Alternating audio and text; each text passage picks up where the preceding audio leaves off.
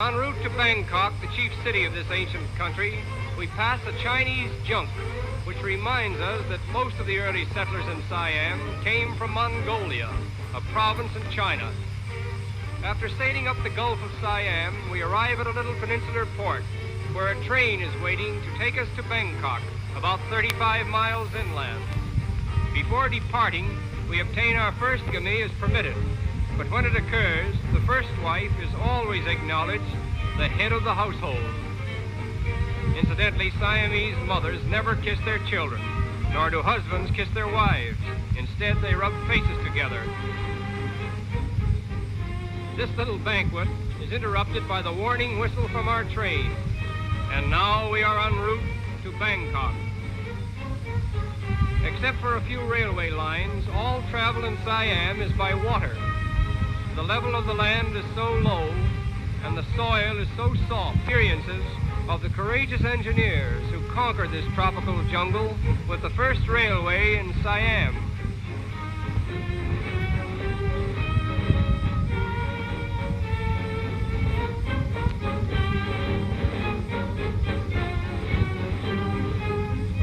The products of the soil consist of rice, sugarcane, coconuts, and all kinds of fruits, which are loaded in boats and paddled up to Bangkok along a whole network of rivers, such as we see here.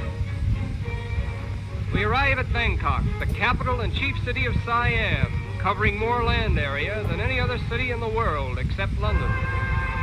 We are immediately educating and modernizing the rising generation of Siam. We are told that this king has 236 brothers and sisters. His father had. Siamese are an artistic people. Their architecture, dancing, and music are highly developed in strict accordance with the traditions of Indo-Chinese art. Siamese architecture is chiefly exercised in connection with religious buildings devoted to Buddhism. Buddhism, the Orient's most powerful religion, was brought to Siam from India as early as the 2nd century A.D.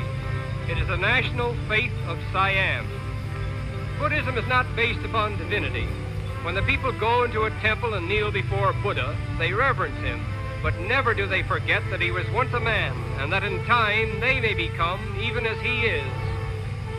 The women of Siam appear to be the most constant followers of this religion. They spend much of their time in and around the temples with their children, instilling them with the Buddhist faith. This is the temple of the Emerald Buddha, so called because of an emerald image of the great Buddha, which is lodged beneath one of its pointed domes. Our tour of the temples is interrupted by a visit to the famous Pasteur Institute, where venom is extracted from the most famous houses of worship in the country. Religion influences the life of the Siamese at every turn. He is always under the direct tutelage of the yellow-robed priest. In fact, every Siamese, including the king himself, must spend a period of his life in some one of the 10,000 monasteries of the land.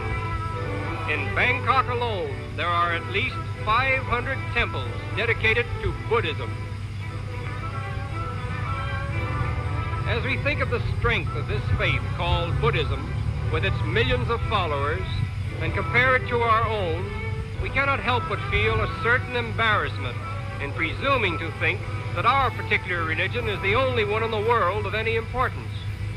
And it is with this thought that we leave Siam and continue our voyage to Korea, where this same Buddhism is supported by another 17 million souls.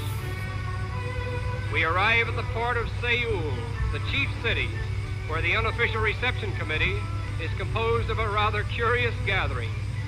All as anxious to see us as we are to see them. The white-robed gentleman with the funny hat is the main attraction. This fellow is a typical example of the native Korean. He bows to the dominion of Japan, but he firmly declines to admit the superiority of Japan's intellectual and moral culture over his own. Japanese Empire. Here in the new palace, amid the regal splendor of a departed era, the former king of Korea, lives on the bounty of his Japanese masters. The streets of Seoul illustrates how thoroughly the Japanese are assimilating Korea. Somehow the women of Seoul seem to be the dominating sex, and we wonder if this dates back to a certain custom that was once rigidly enforced. Every evening at exactly 9 o'clock, a curfew bell was rung as a warning for all men to hurry home and remain indoors so that the women could enjoy the freedom of the streets. This law, however, has been abandoned, perhaps at the request of the ladies themselves.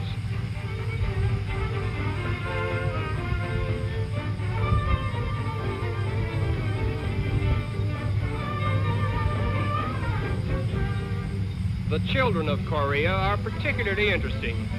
Almost from the time they are able to walk, they are obliged to care for their little brothers and sisters.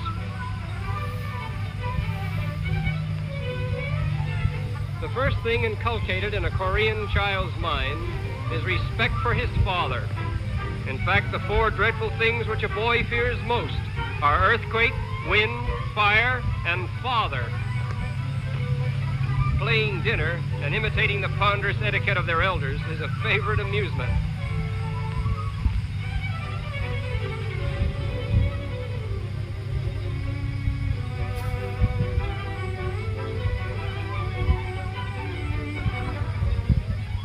This little tot was most reluctant about permitting us to photograph the baby on her back.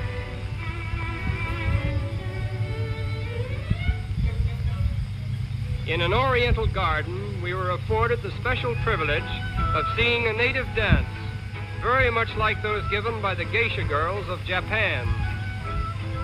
This is called the drum dance.